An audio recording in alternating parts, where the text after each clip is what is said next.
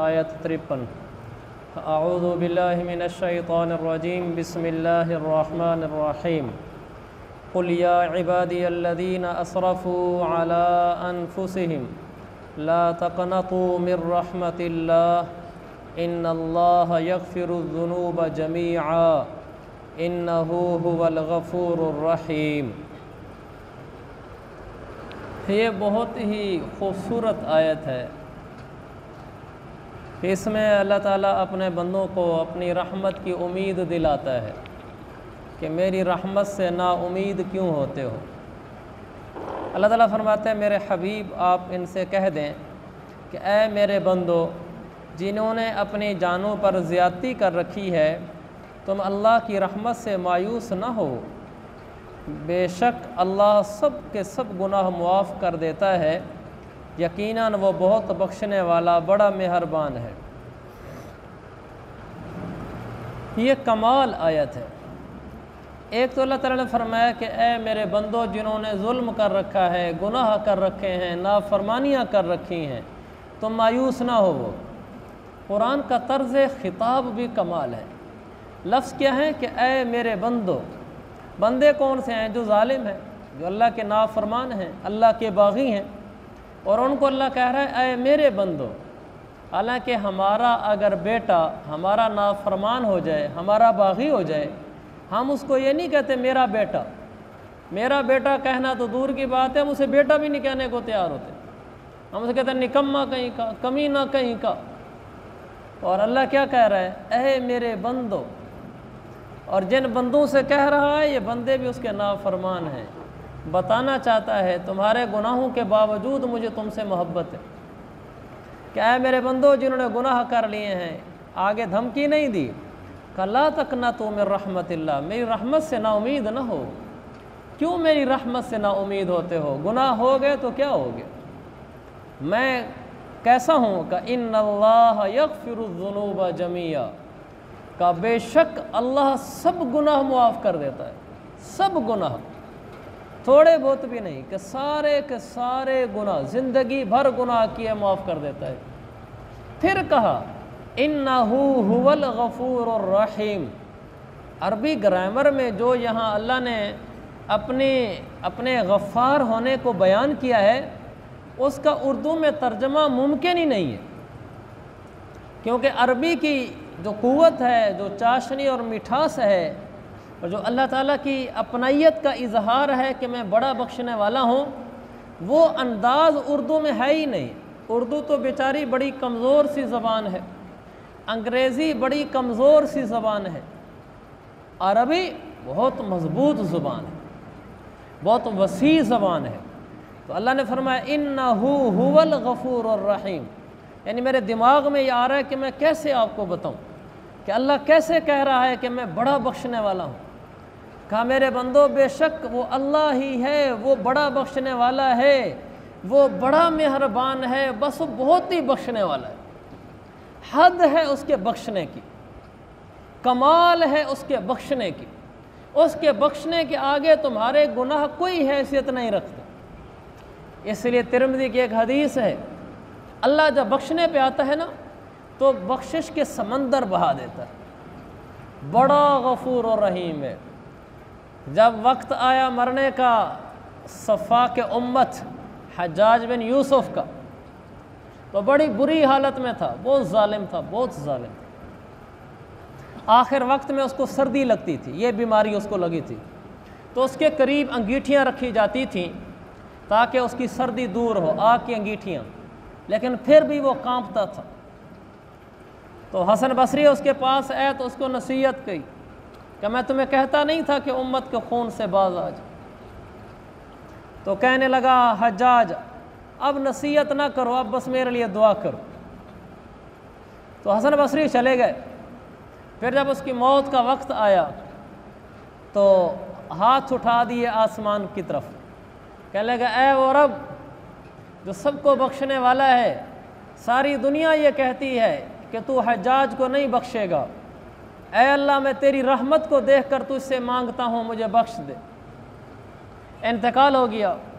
کسی نے حسن بصری سے کہا کہ مرتے وقت اس نے یہ کہا تھا، کہنے لگے شاید اب بخشش ہو جائے، کہ مرتے وقت وہ اپنی ڈوری رب کی رحمت پر ڈال گیا کہ اے اللہ سب کہتے ہیں کہ تو حجاج کو نہیں بخشے گا، لیکن اے اللہ تو بڑا رحیم ہے، تو مجھے بخش دے۔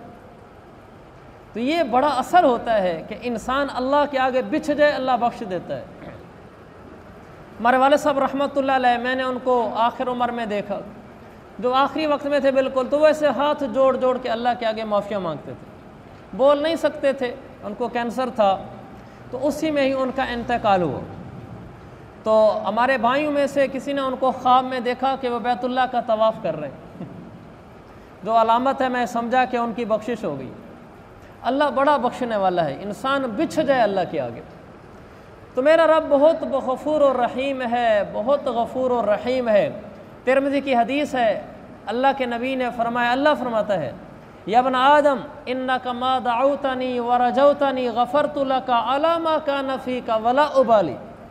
میرا بندہ جب بھی تو ہاتھ میرے آگے اٹھائے گا، جب بھی،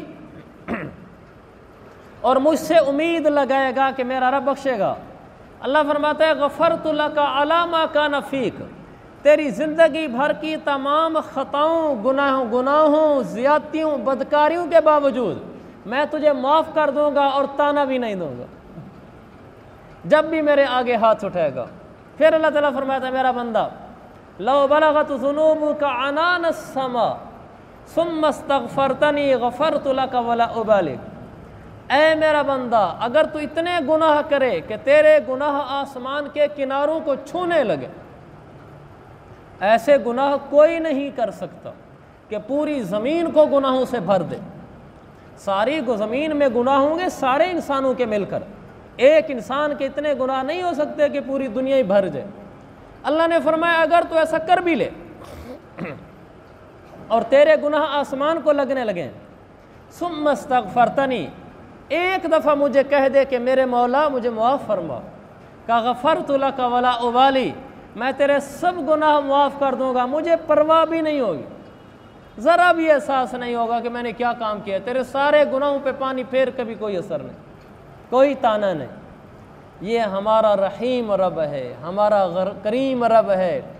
کریم سے مجھے یاد ہے، ایک بددعا ہے اللہ کے نبی کے پاس، کہنے لگا یا رسول اللہ ہمارا رب کریم بھی ہے؟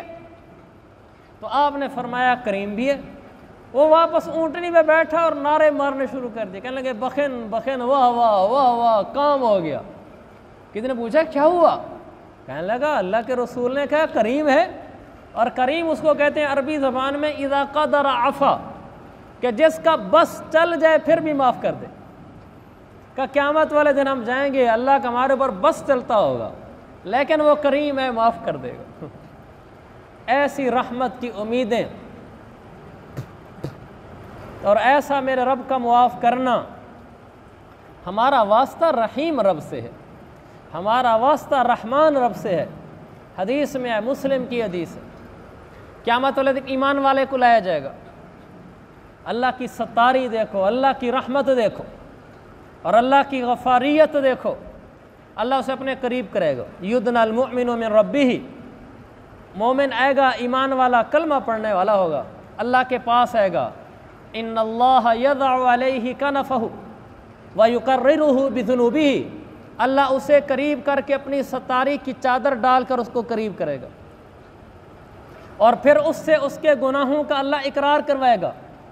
اللہ فرمائے گا یہ جانتا ہے تو نے گناہ کیا؟ تو بڑے ڈھیلے انداز میں کہے گا جی ہاں اے اللہ مانتا ہوں کیا تھا۔ اللہ اس سے اس کے گناہوں کا اقرار کروائے گا، لیکن چادر میں ڈال رکھا ہوگا۔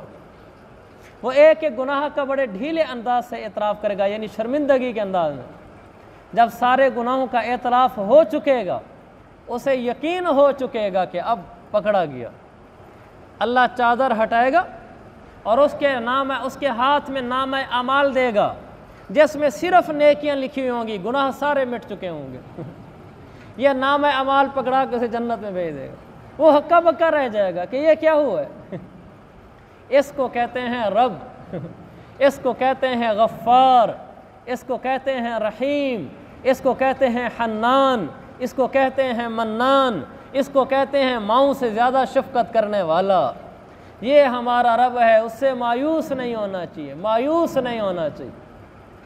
احمد علی لاہوری رحمۃ اللہ علیہ انتقال ہوا، بہت مجاہدے کیے انہوں نے، میں اپنے بزرگوں میں سے ان کی زندگی سے بڑا متاثر ہوں، اور ساری زندگی ماشاءاللہ درس قرآن دیا، عبادت میں زندگی گزری۔ ایک دفعہ گئے کسی کا نکاح پڑھانے کے لیے، نکاح پڑھانے کی اجرت لینا منع نہیں ہے، لیکن ان کا تقویٰ تھا، نکاح پڑھانے کے لیے گئے تو انہوں نے ان کو 50 روپے دیے، بہت بڑی رقم ہے 50 روپے۔ تو کہتے ہیں میرے گھر میں کھانے کو کچھ نہیں تھا، میرے دل میں آیا کہ احمد لے لے، پھر میں نے کہا زندگی بھر کا اصول ٹوٹ جائے گا، میں نے نیت کی ہوئی ہے کہ دین کی خدمت پر پیسے نہیں لوں گا، جائز بھی ہوں گا پھر بھی نہیں لوں گا۔ یہ کمال درجے کا تقویٰ ہے کہ میرے دل میں ایک دفعہ آیا لے لے، کون سا تو نے خود مانگا ہے وہی دے رہا ہے۔ پھر میں نے کہا احمد اصول کیوں توڑتا ہے، اللہ رزاق ہے، کہ میں نے 50 نہیں لیا اس۔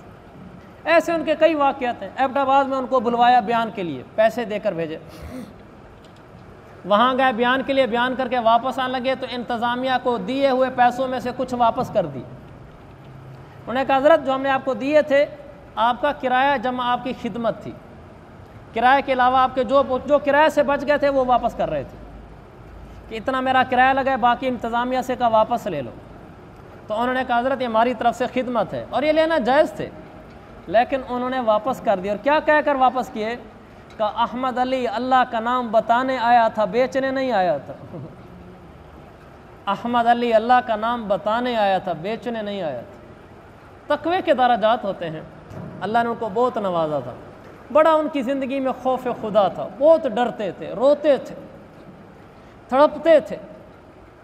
تو اللہ نے پھر یہ مقام دیا تھا کہ ان کے سامنے کھانا رکھ دیا جائے وہ بتا دیتے تھے یہ حلال کا ہے یا حرام کا ہے۔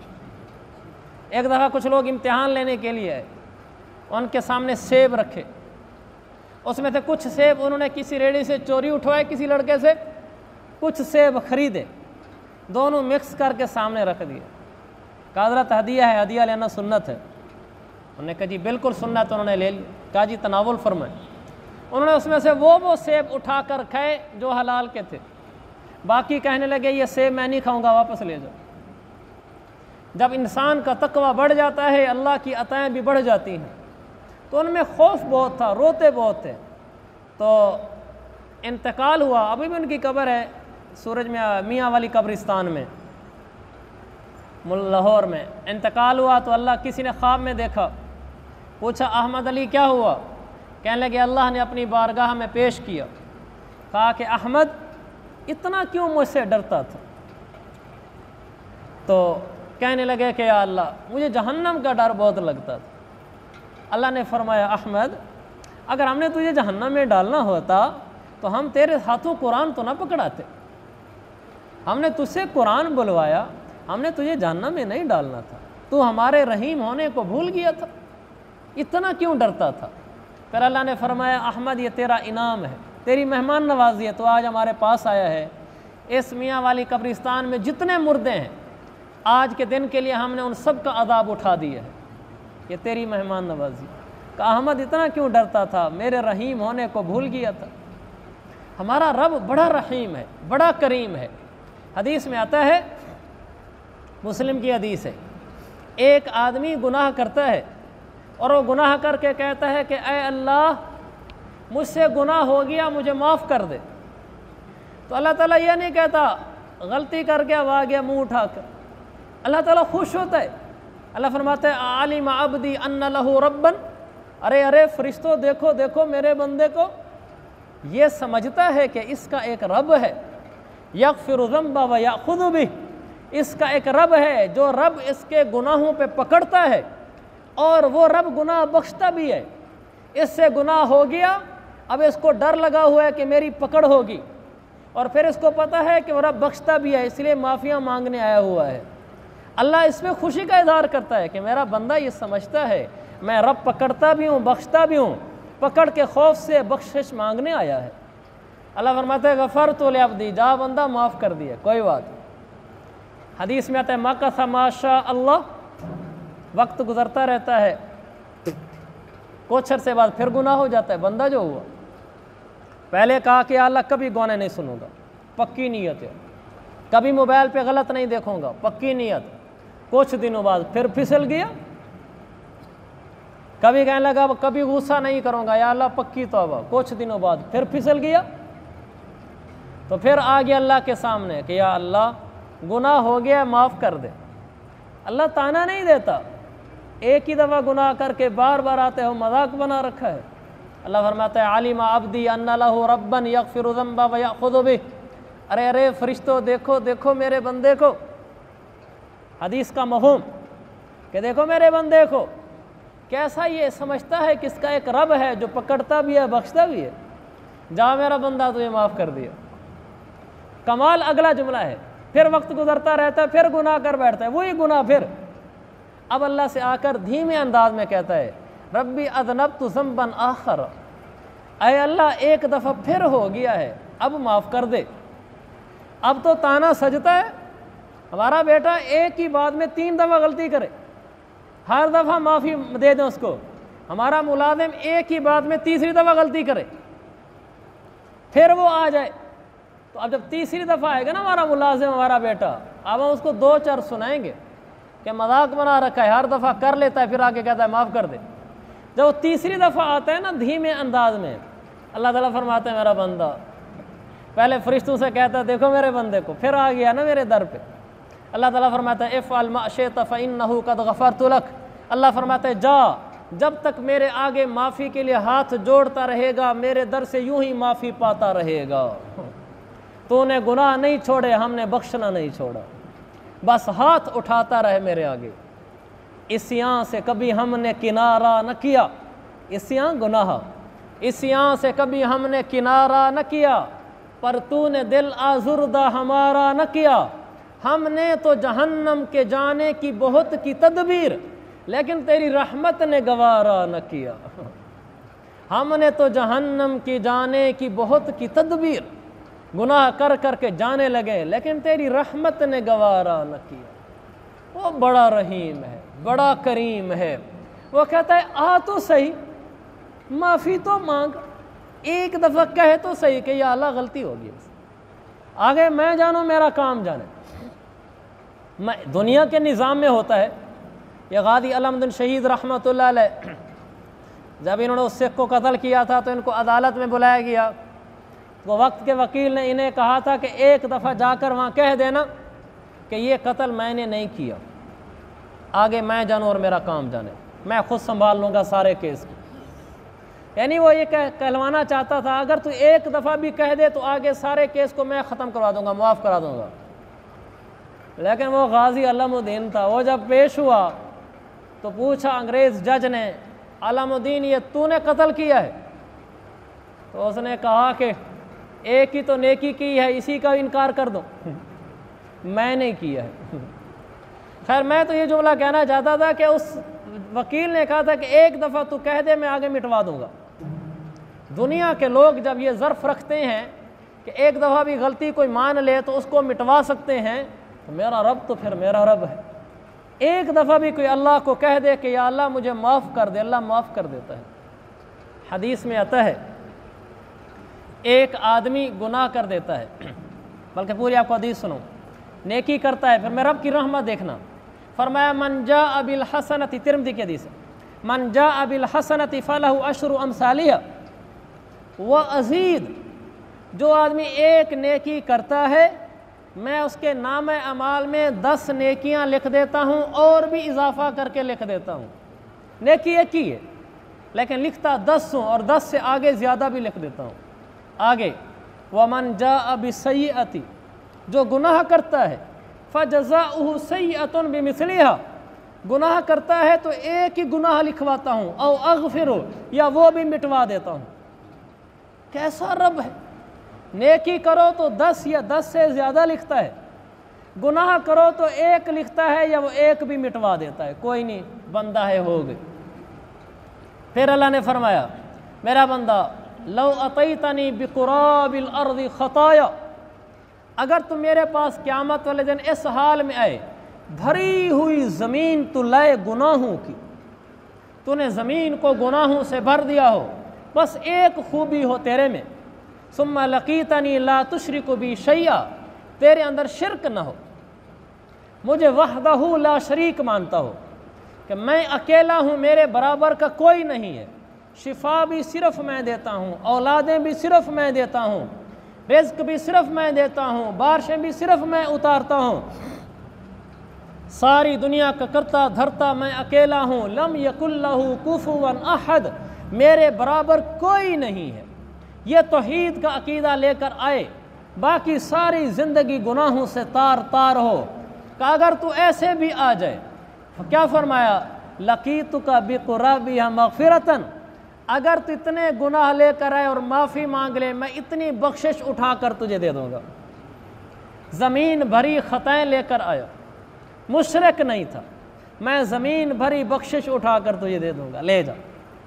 ऐसा रब नहीं मिलेगा, ऐसा रब नहीं मिलेगा।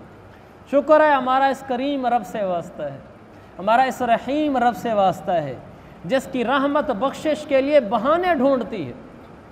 वो वाक़या मशहूर है, एक ज़ानिया औरत जा रही थी, बुखारी की हदीस है, रास्ते में उसने देखा कुत्ता है, कुएं के किनारे है, हाँप रहा है और अपनी ज़बान से गीली मिट्टी चाट रहा है, प्यास की शिद्दत की वजह से गीली मिट्टी को ज़बान लगा रहा है।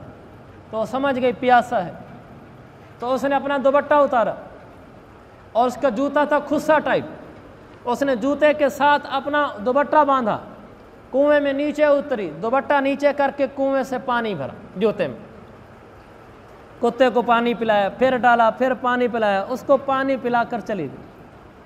बुखारी की हदीस, उसका इंतकाल हुआ, अल्लाह ने इस बात पर बख्शिश कर दी कि तूने कुत्ते को पानी पिलाया।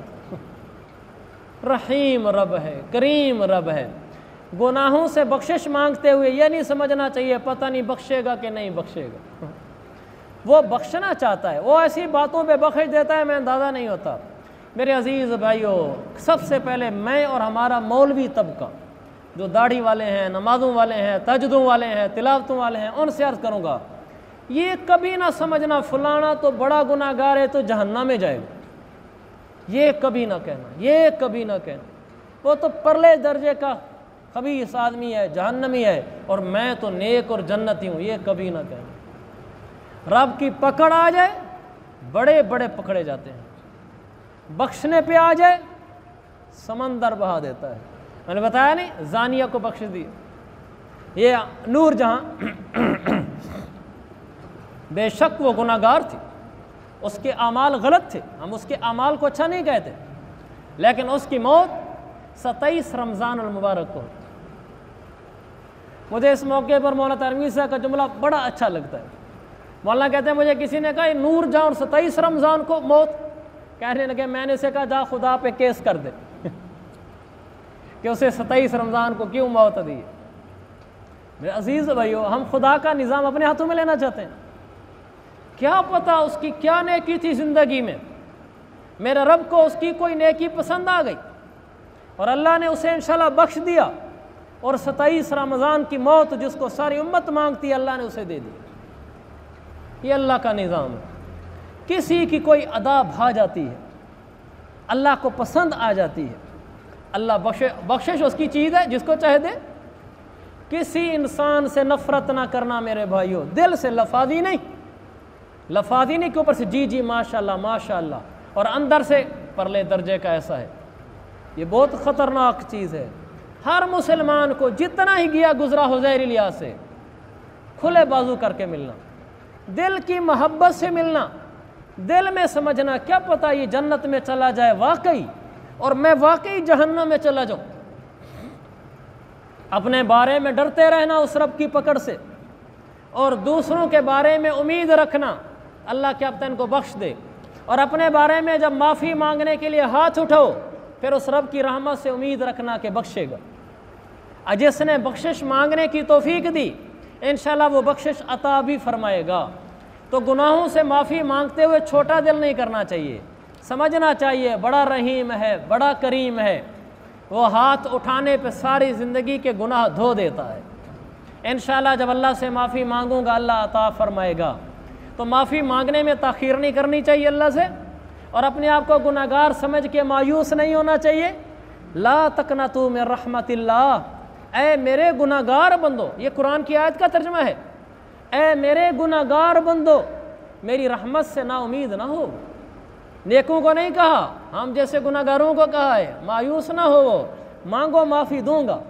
انہ هو الغفور الرحیم، بڑا بخشنے والا ہوں۔ تو میرے عزیز بھائیو، اللہ کی رحمت سے نا امید نہیں ہونا۔ بڑے سے بڑا گناہ ہو جائے، پھر ہو جائے، پھر ہو جائے، پھر ہو جائے، شیطان کہتا ہے بس کر، اب کیا معافی مانگنی ہے۔ یہ شیطان کا دھوکہ ہے۔